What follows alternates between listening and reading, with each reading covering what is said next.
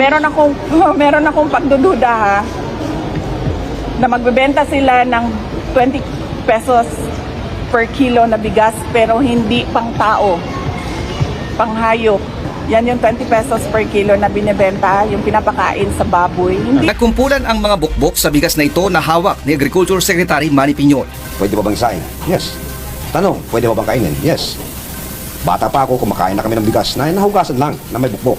Hindi ko lang alam kung yun ang dahilan kung bakit hindi ako tumangkad, pero sigurado, buhay ako. Hinugasan ito ng ilang beses ng kalihim hanggang sa humiwalay ang mga bukbok. Sa pangalawang hugas, meron pa rin nakalutang na bukbok. Ayan nakalutang na bukbok. So, hugasan na natin yan, pati sa kamay ko may bukbok. Pati dami ng tubig na dapat ilagay ay ipinakita rin ng kalihim. Pag ginanya mo yung kamay mo, dapat yung tubig nandito lang. So yan, tamang-tamang sukat ng tubig. Uy, may bukbok pa, pero pwede na. Tatlong piraso, okay na yan. May lasa-lasa ng konting bigas. Okay, so isahin nyo to. Pagkaraan ng ilang minuto, luto na ang binukbok na kanin at sa live telecast ng UNTV News noong Biyernes ay ipinakita ni Secretary Piñol sa publiko ang pagkain nito, pati na ng galunggong.